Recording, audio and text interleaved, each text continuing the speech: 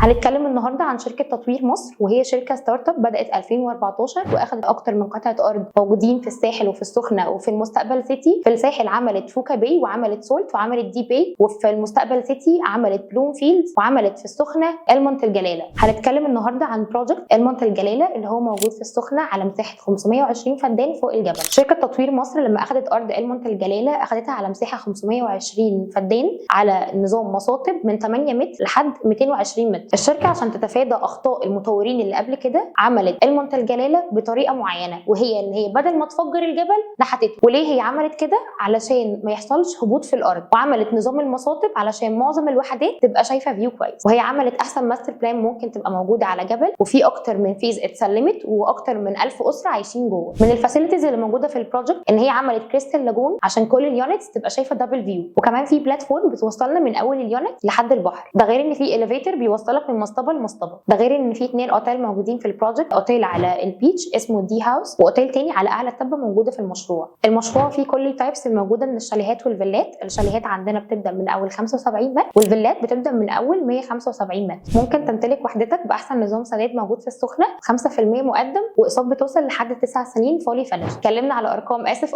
عشان نختار احسن عقار.